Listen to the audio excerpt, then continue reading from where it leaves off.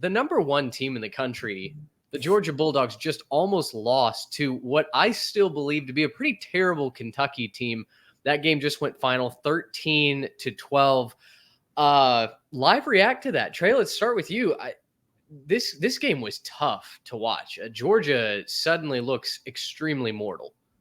Yeah, sometimes games like that, you come away really impressed with the defenses, right? You're like, wow, that was a great defensive struggle. There's tons of NFL talent all over the field.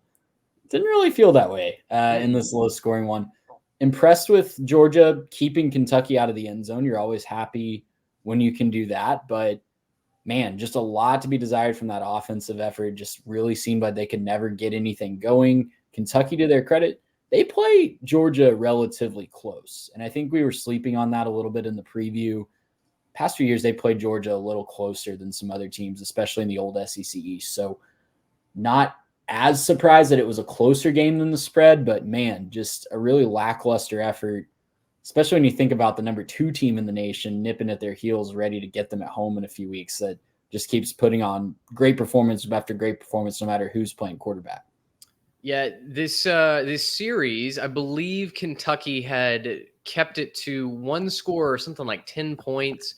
3 of the last 4 times they'd played in Lexington. I could be butchering that stat, but yeah, historically Kentucky plays them close at home. Trade to the other side of your point.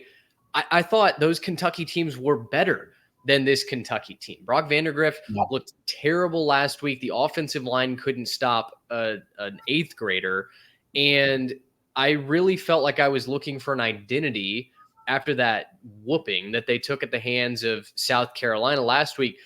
Garrett, it felt like Georgia, despite all of that, really never got any momentum going. Carson Beck looks tremendously average. I think out of a lot of quarterbacks who have seen their stock plummet in the upcoming NFL draft, Carson Beck to me is one of them. I don't think he brings anything special to the table. And boy, 15-24 for 160, no touchdowns, didn't turn the ball over, but averaging just 6.7 yards a completion. That is not going to get it done on what is a loaded schedule still ahead for the Bulldogs. You're definitely right about that. I mean, Carson Beck, the thing is, he's not a bad quarterback. He's just not really bringing anything special to the table right now. And I hate to draw the comparison, but we could have a Kyle McCord situation unfolding in front of us where, you know, you have a team that's stacked with talent. You have a team that's really, really good, but just the quarterback play being average to slightly above average just isn't going to get it done, right? It's going to ultimately hinder the ultimate cap on that team, especially when you think about Georgia's schedule right now. Like, I don't want to say Carson Beck can't improve, because I think we all acknowledge, like, he's got the talent. He can do it. But, you know, a couple games now into the season, not looking like he really made that big step in the right direction. So kind of an issue there. Also, another issue I wanted to point out here, they got kind of outrushed by a fairly, you know, wide margin. Kentucky ran for 170, Georgia only 102. That's not Georgia football, right? Like, we're kind of used to just watching Georgia get up there, line up, and kind of smash you in the mouth and do whatever they want. Not the case this evening. Definitely an escape situation. And you know what I say? I always say, you get one, right? You get one game where you don't get to look your best and you get to kind of sit there and do that. Well, Georgia just burned theirs, and they've certainly done that in the past, right? They had their one against Missouri a couple of years ago. They still went on to win the championship, so that's fine. But yeah, you get your one. You get one game to not be your best.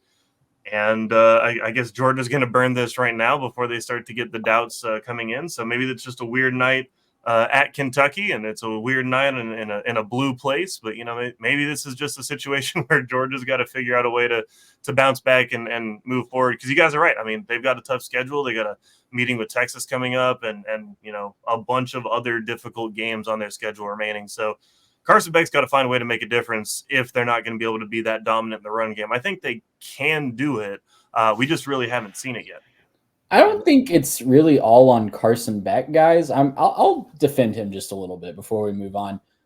I think he's just got to figure out who his go-to receivers are. And this was kind of the first. Yep. He moved the ball relatively easily a couple weeks ago against a good Clemson defense. I think Clemson's defense is better than Kentucky's. Yep. It was in a neutral site. It wasn't a true road game like this one was. But, yeah, I'll defend Carson Beck just a little bit. I don't know that he's, you know, like a Heisman caliber crazy stats, like he will ever put the game completely on his shoulders. He might. I think we've seen him do it a couple times in his career, but I don't think if this is the low bar for him, I think Georgia will take that because I think they have enough talent on the defensive side of the ball to make most teams kind of look like Kentucky did tonight.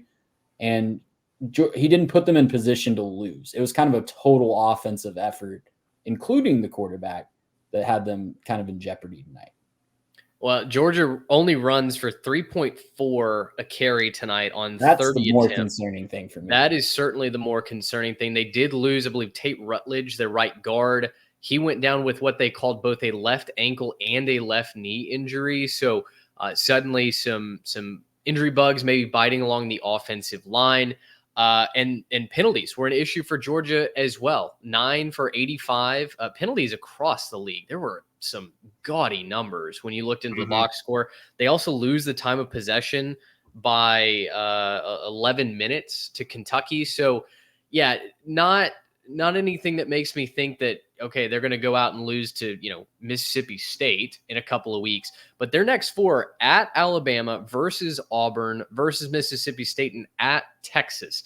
It's not necessarily a stretch that you don't want to be playing your best football heading into. I know Alabama they got off to a slow start up in Wisconsin. We'll talk about that game later on in the show, but Tuscaloosa is going to be rocking for that one. And it feels like Georgia maybe isn't as buttoned up and consistent as what we've come to expect. So we'll keep our eyes on Georgia next week. Certainly I'm sure that game will be our game of the week. We'll see where Georgia ends up landing in the AP rankings after a lackluster performance. Gracious him. How about that?